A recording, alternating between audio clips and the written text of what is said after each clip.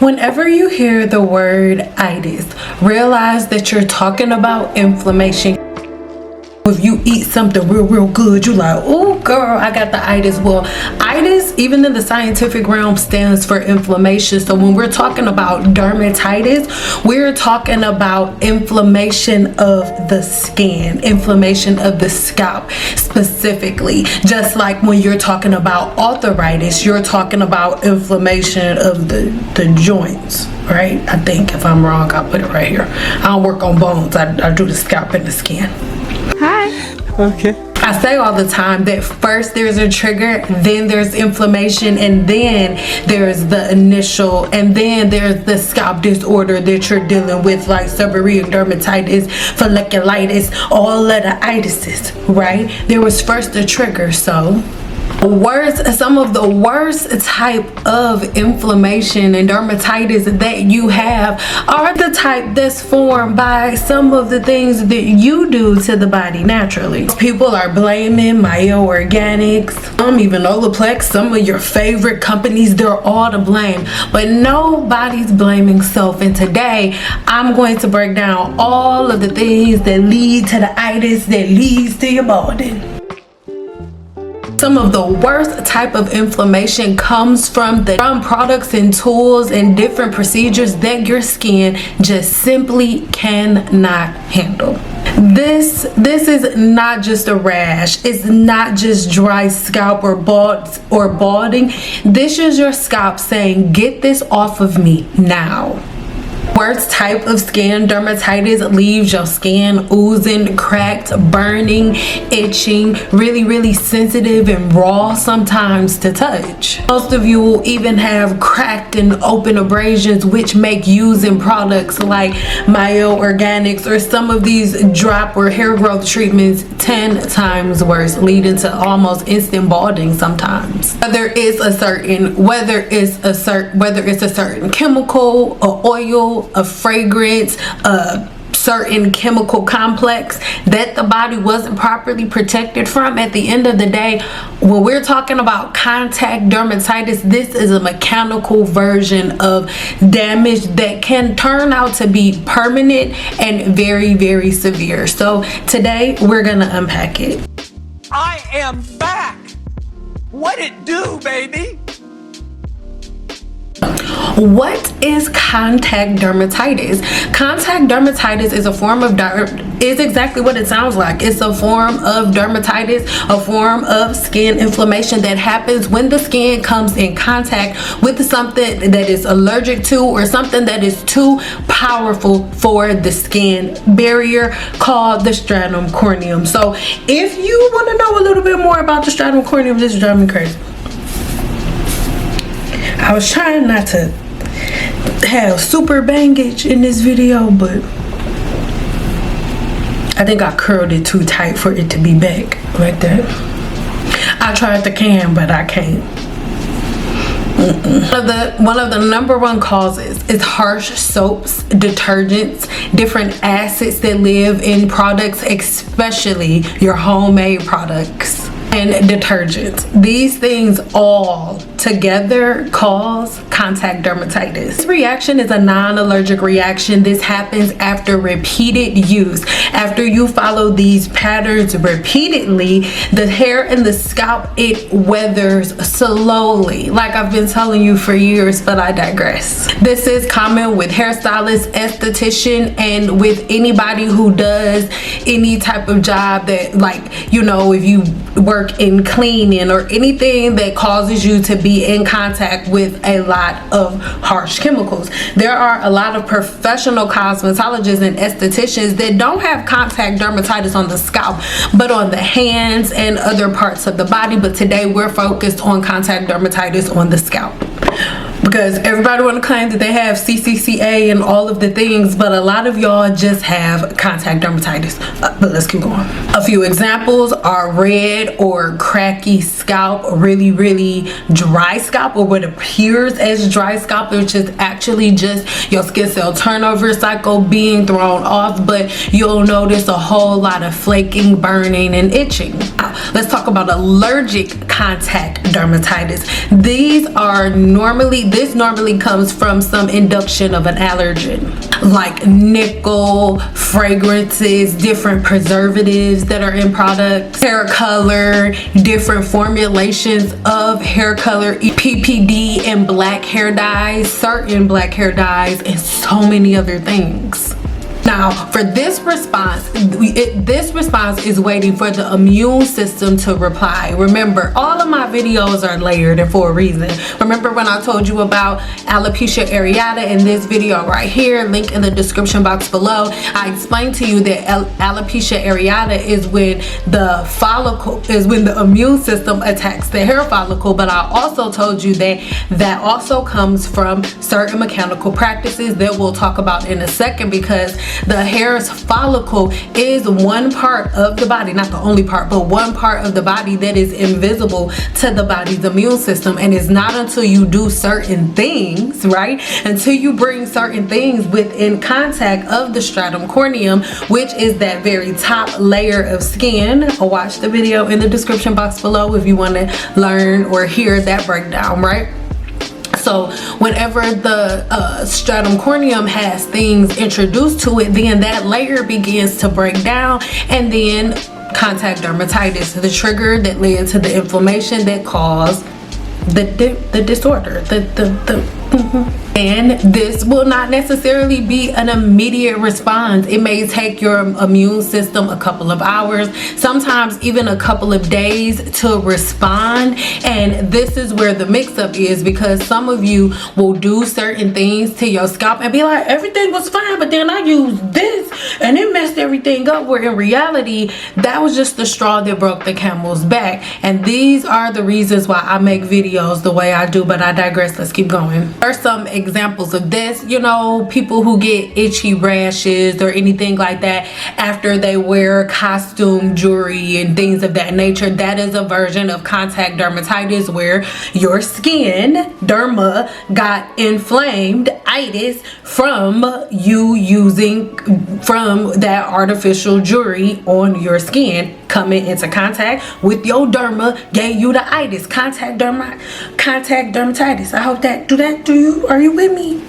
So let's get into some of these triggers, baby, because number one, I'm gonna start off with number one, because this is where everybody stops when it comes to contact dermatitis. Once we go over the chemicals, y'all gonna be like, that's it, that's why I don't color my hair. Girl, that ain't it.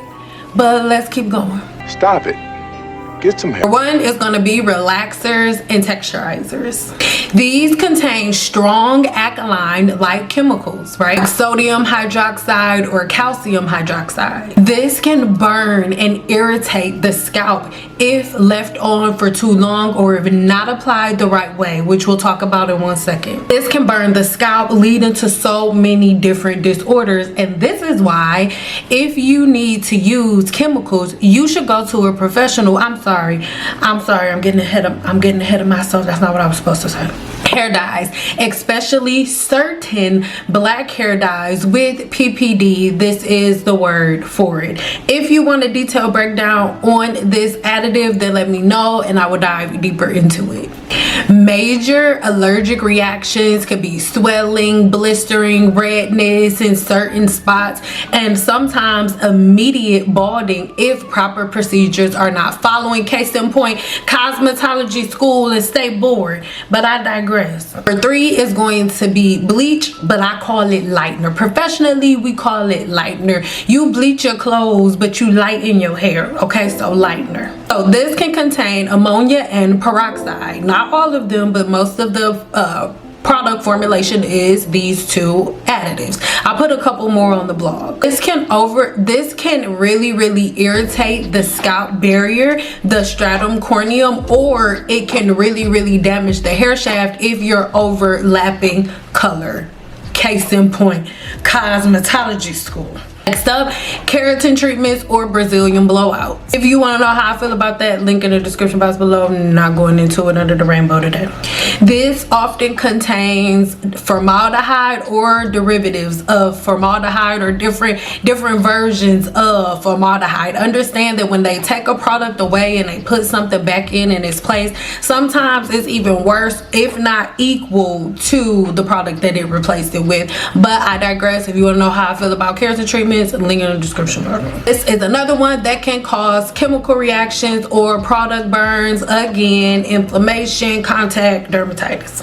Perms or curls. There's a difference between a perm or a relaxer. When you relax your hair, it's exactly what it sounds like. You are relaxing whatever your curl pattern is. You're never supposed to relax 100%. You're only supposed to relax no more than about 75%, but I digress.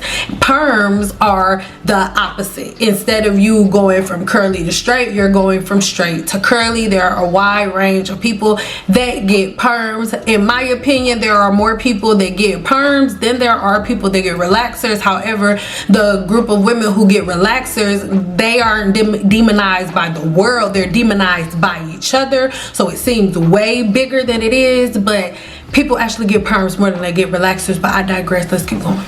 Ammonium thioglycolate can be really damaging to the hair as well, because first there is first perm rods are put in, then there's a solution put on top of the perm rods depending on the size of the perm rods to set that curl in its new formation, and then boom shikala boom, there's a new curl pattern. The original version of this was the original Jerry curl, right? But with the original Jerry curl, it was not made by a black person. Not that that matters, it doesn't matter, but he did not know what the hell he was doing. So his initial formulation caused hydrofatigue, because after he broke the bond in the hair and put it back together, the only way that the hair would stay looking like that is if it stayed wet, if the hydrogen bond stayed broken, which led to formaldehyde, which led to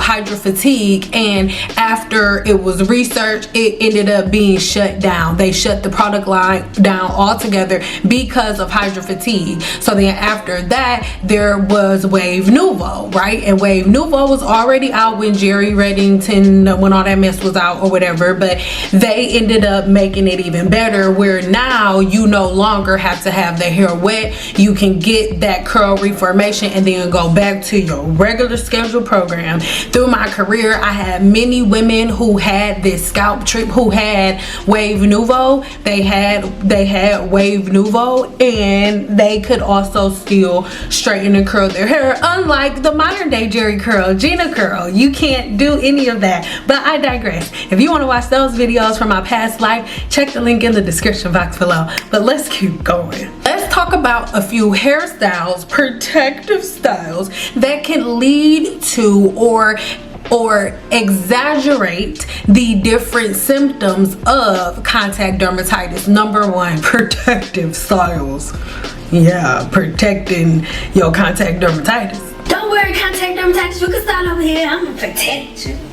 Tight braids, different tight hairstyles, and cornrows lead to contact dermatitis. The tight braids and hairstyles, they end up causing small abrasions and really damage the hair's follicle. And when these pores are open and then oil and grease and butter are introduced into these already damaged and struggling pores and follicles, then you drown them, and then they already struggling, holding on for dear life, and then you struggle, then you smother them and drown them with oil. It makes it 10 times worse. So not only are you causing contact dermatitis, but then you're also triggering your immune system, filling the scalp up with oil and butters. It's like every time you come on social media, you see something, it's like, oh, all of these brands are trying to hurt black women. No, they're not. Y'all are hurting yourself. Nobody twists anybody's arm making them do the things that they do. None of these things make sense when you actually sit down with a notebook, write them down, and unpack them. When we're talking about glue that's not added properly, like if you're doing a quick weave or something, or if you do a sew-in. These are things that are situational, but the problem is most women take protective styles to a completely different level. Protective styles like braids and twists and all of the things, these are things that are meant to last for short periods of time, right? So if you're having an event or something and you don't want to touch your hair, or you're going out of town or something, you don't want to touch your hair, that's what you need to do. But people always ask me about locks. I think locks are beautiful, and I think that women who want to stick to protective styles, if you're a woman who is like, okay, the whole entire year my hair is in braids, I want to do protective styles, but then when I take it out I have to cut so much of my hair. That's because your hair is not supposed to be in protective styles all the time. Y'all don't realize that your protective styles are one of the leading causes to your contact dermatitis, because a lot of the things that I've told you about that you shouldn't do before we even get to the protective styles that lead to contact dermatitis, you guys do all of these things on top of the protective style. Please tell me if you yeah, weaves and sew-ins are situational. Your what you call them things, crochet braids, those are things that are situational. You're supposed to have those in for a second, take them out, keep it moving. These are not styles and things that you're supposed to be wearing all throughout the year unless you want contact dermatitis. Next up, wigs with harsh additives. Now, I know everybody's all crazy about all of y'all favorite wig glues and adhesives and things of that nature, but have y'all ever noticed that after like 2 weeks of you wearing a wig every day, even if you're only using something like Got2b Glued spray or something like that, after you do it for a week straight, you're gonna notice that the skin that's under where you were putting that wig on and the skin over the rest of your face are gonna be two completely different colors. You know why? Every time you put that glue on and then it comes off, even if you're not snatching it off, even if you're dissolving it, even if you're not losing hair yet, in those moments you are at the beginning stages of contact dermatitis, because the reason that your skin is lighter is because there's different layers of your skin being stripped off every time that glue wears off. If you were to put that glue under an electron microscope, you would be able to see skin particles attached to the glue that was on your hair, and that's a fact. So all of your protective styles, your wigs, all of the things, they all lead to contact dermatitis. And whether people want to be real or admit it or not, the majority of your Team Natural people wear their hair curly most of the time, and then once they get tired of it, they put conditioner on their hair, they wet it, put a plastic cap on, and then slap a wig on top of it. Contact dermatitis. I digress. Even if they're not glue, any type of adhesive that you're putting on the skin to stick your wigs can cause contact dermatitis if used multiple times. This is again why I'm telling you, wigs and certain styles are not a everyday for the rest of your life type thing. Like really get into whatever patterns, whatever routines that you need to get into to make you more comfortable wearing your own hair, because that is the place that you should be in as much as possible. I was growing my hair back from HS2. I'm just into my shaved side now, so we keeping it right. But I understand that in the growing process you may not want to expose your hair in different ways, so there are different things that you must do. You can't just play around in your hair, because all of the guesswork that YouTubers tell you can do, as you're guessing and getting their views up, you are getting your hair in a situation that it will not be able to repair from. Because the skin, if you mess up with your skin, it's gonna heal itself. If you do it right, it won't leave a scar. Your hair doesn't work that way. If the ends break, the ends are broken, you have to cut it off before it splits all the way up to the hair shaft, causing a certain type of alopecia. But let's keep going. Protective styles that are poorly maintained, you are not going to want to hear this, but most people think that just because they get their hair braided and it costs them $100 years or more, that means that you can leave a weave in your hair, or you can leave braids in your hair for a long period of time, and that is not true. When you get your hair done, you are not paying for, oh my god, okay, I'm gonna pay $1 per minute that I can leave it in, so I paid $3.65, so that means that it's $1 a day. It's 365 days in a year. She charged me $365 for this weave, so that means I ain't taking this shit out to next year on the day she took it out. I'm getting my money's worth. That's why the majority of black women have contact dermatitis, and that's just what it is. When we are talking about the amount of time that you leave weaves, braids, and extensions in your hair, you stick to your skin cell turnover cycle. How many weeks is it going to take for the layer of skin that is on the stratum corneum, for that top layer of skin? How many days in a month is it going to take for that skin to die off and try to make its way up? The answer is 28 days. So I tell my clients, you can get away with a month. For a month, you don't have to do your hair. And then if you just have to, I tell them no longer than 60 days. But once you hit that month period, of course you should be shampooing your hair at home. There's already a full regimen that you should be following that my clients will go home with. But then after that month, I would say let's not even push it and do a full 60 days. Let's take this down as close to 30 days as possible. Let's try not to get to 60 if we can stand it, right? But there's still things that you have to do underneath, because like this whole entire thing of like the 6-month weave and all of this stuff is why are you running? It's good now, right? And just like I have literally been telling y'all that everything works until it doesn't, and nobody listens to me until years later, and then y'all wanna, oh, see, will you help me? The 7-day challenge will still be there. But all of y'all are going to have different versions of contact dermatitis that lead to other forms of excessive inflammation that lead to other things. Because what do you think is happening under that weave when you have it locked up under there for 6 months?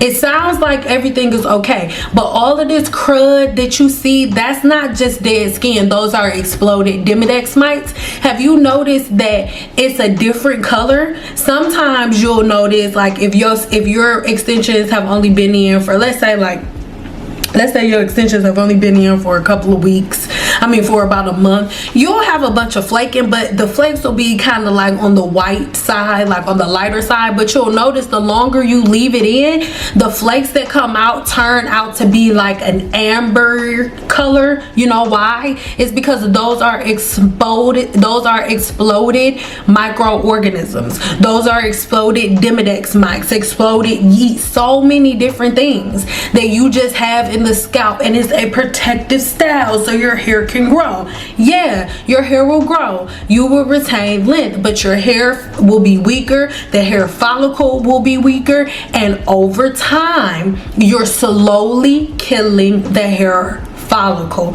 which is causing different versions of contact dermatitis. It is a fact, and all of these things are layered, and you have to pay attention, and you have to know the science of the human body and relate that to the patterns and the routines that you're following. And knowing what you know about the human body, the different things that it releases, the microflora that lives on the scalp. Why would you leave a weave in your head for that long? Why would you leave braids in your hair for that long? The same women who have the balding are the same women who skip out on regular shampoo. They're the same women who skip out on regular shampooing their hair on a regular basis. The same women who decline combs and brushes. These are the issues. I still love you.